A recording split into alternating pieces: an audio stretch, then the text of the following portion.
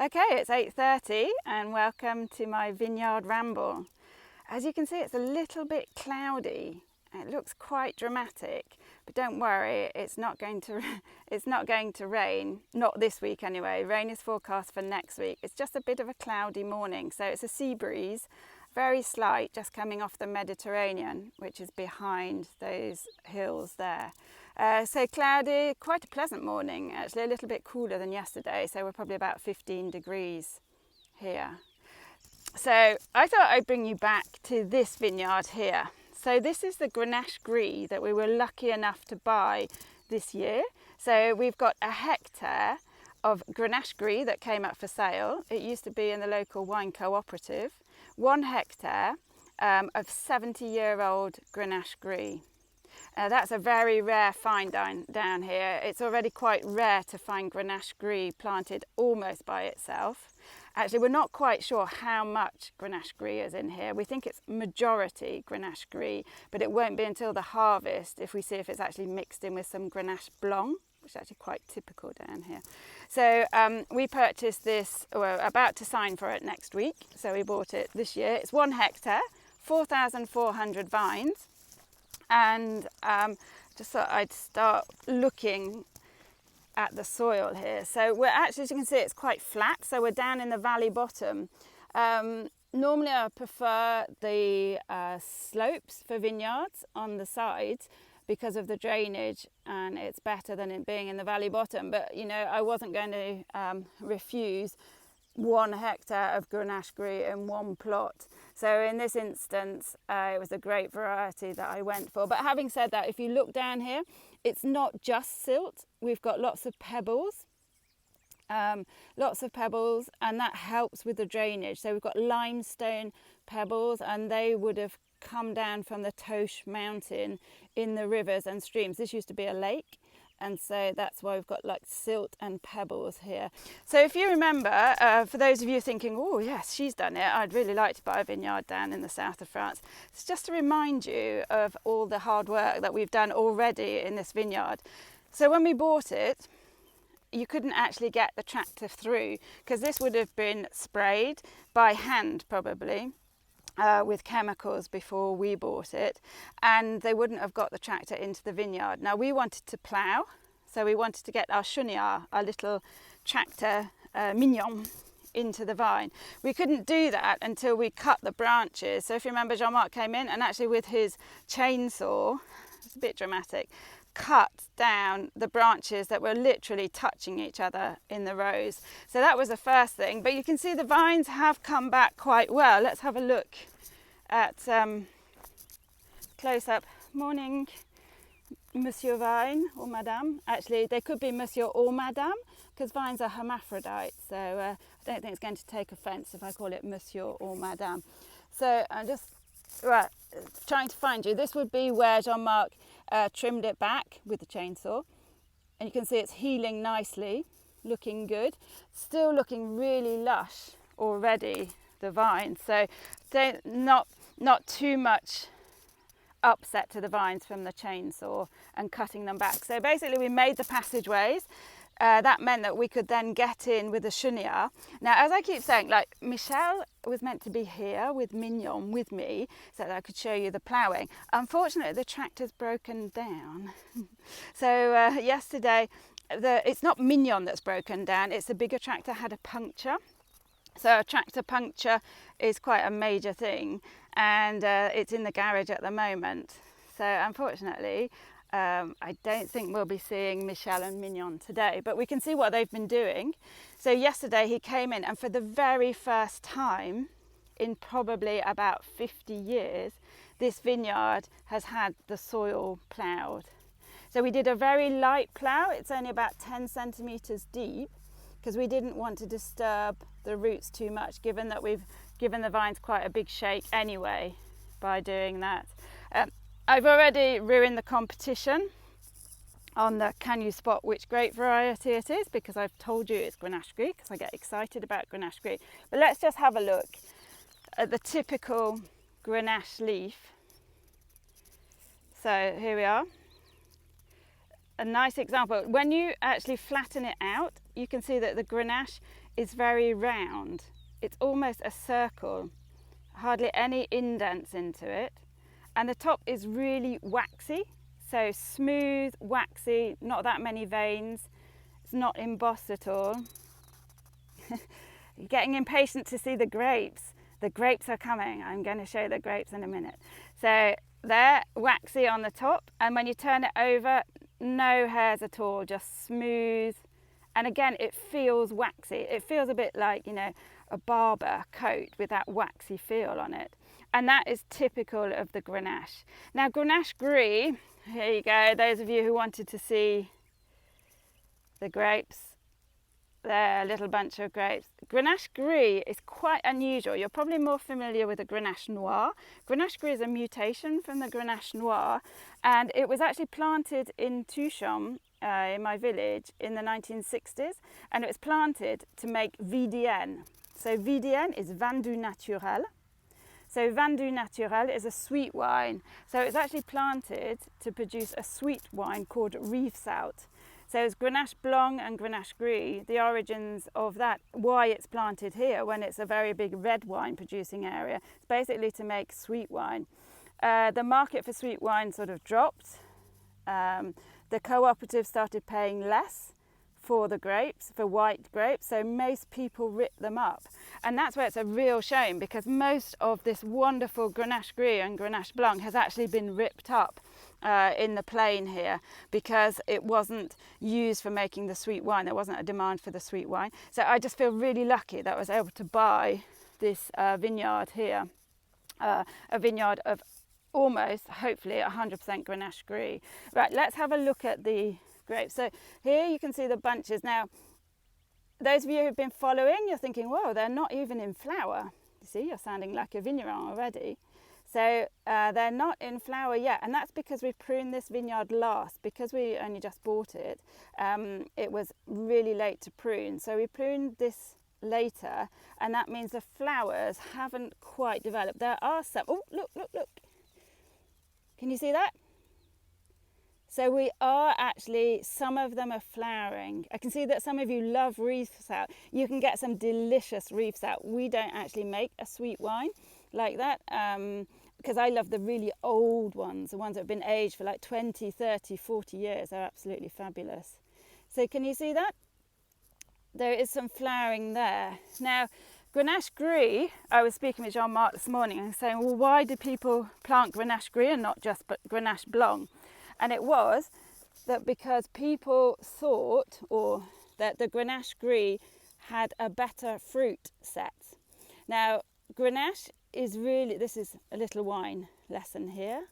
Grenache is really susceptible to what the French call coulure. Coulure is spelled C-O-U-L-U-R-E,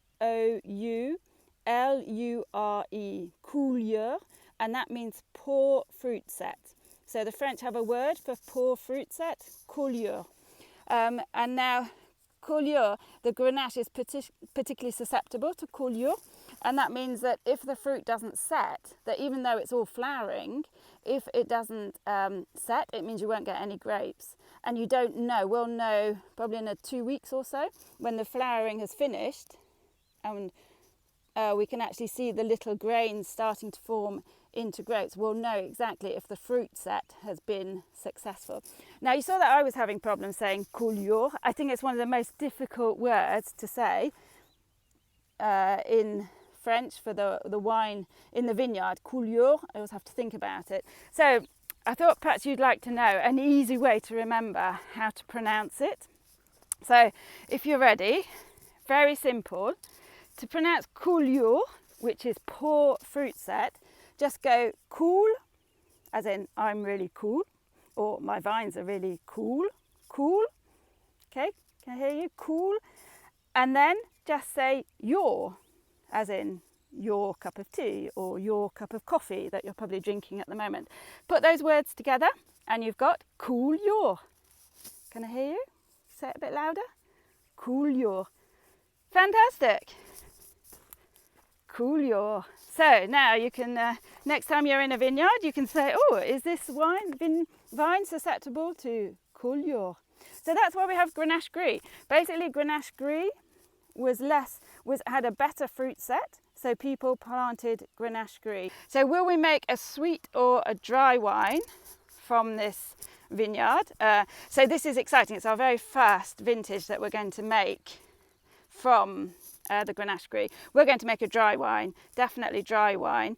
I like Riefsalz, but I like the really aged ones, like 20 or 30 years old. And I think, yeah, probably we haven't got time to make that style of wine. So definitely, I love the dry wine.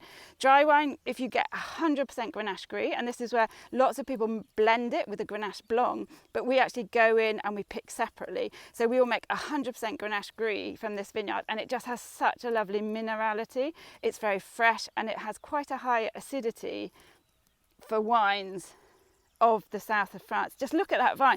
This is another thing, like we love Grenache here because Grenache, it's really strong. You can see how those shoots have just gone straight upright, really strong, and it's really wind resistant as well. So less casse, I was going to say, less breakage in the wind because the Grenache is lovely strong shoots. See that one? Really shooting up. And I think these vines, I like to think they're sort of saying, oh, thank you for buying the vineyard, and thank you for farming us organically and getting some air into the soil down here, and for looking after us in our old age. So as I said, 70-year-old vines, and we really do feel like we're looking after these little vineyards that otherwise, if we hadn't have bought this vineyard, it would have been picked up quickly. It would have been bought because it's very close to the village and it's flat.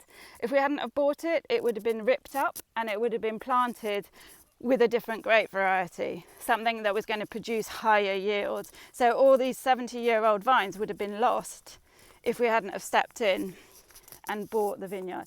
So just showing you, look at here. So at different stages of flowering, you can see the flowers here. So still too early to know what the yield is going to be like. Grenache, it could look really good at the moment, and there's lots of bunches. Let's have a look here, loads of bunches. But if we get coulure, poor fruit set, then those we're not going to get grapes from it. So too early to say yet on the yield. Right, I'm marching over here, and let's take a look at your questions. It's great to see so many of you here. Fantastic. Let's have a look.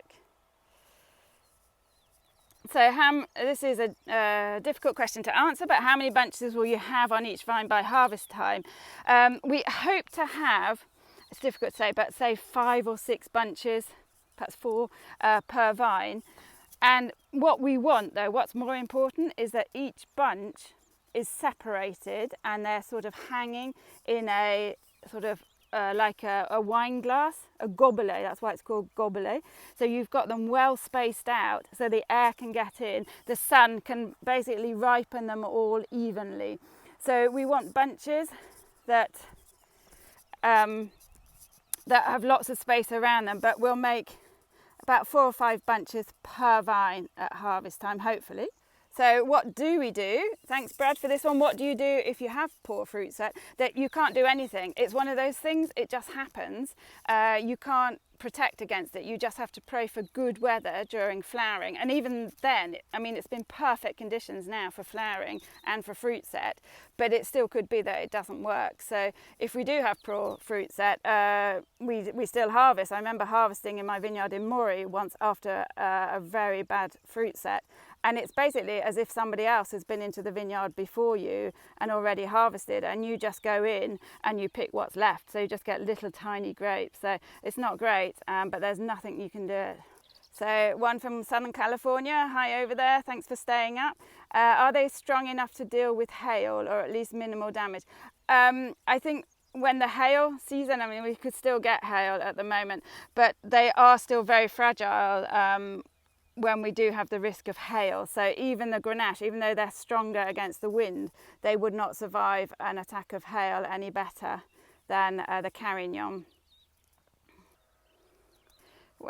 This is one for Jean-Marc. I wish he was here. He was meant to be here, but he's mending the tractor. Will you fill in the gaps between the vine over time? I don't know. This is a bit of a debate, actually. It's not our priority in this particular vineyard. This vineyard is not too bad. There are a couple of holes in it. We could, and especially with white wine, it has less effect on the quality of the wine if you plant a young white grape variety. So we could plant, well, we'd plant Grenache Gris directly, small Grenache Gris plants to fill in the holes. So yes, it's more a question of time. So that will happen, definitely, at some stage. Probably not for a couple of years though. So here's one on the flavour of Grenache Gris. So I do already make 100% Grenache Gris for my vineyard in Moree, and I just love it. It's not dominant on the fruit, so it's not that fruity. It's quite subtle. It's more blossom, like tree blossom, like almond blossom, even vine blossom, and it's quite spicy and herby. So you've got lots of herbs, especially fennel. So it does have this very distinct fennel characteristic, which just makes it great if you're, say if you've got smoked salmon with a dill sauce on it, just goes perfectly.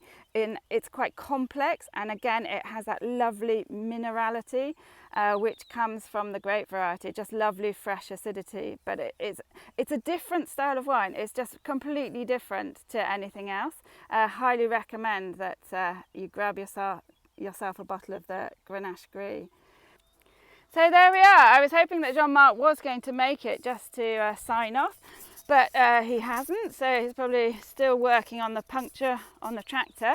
Just to show you the last bit of work that we're going to be doing in here. So Michel came in yesterday with Mignon and we've ploughed, so a very light plough, and now the next job is to plough but in between the vines.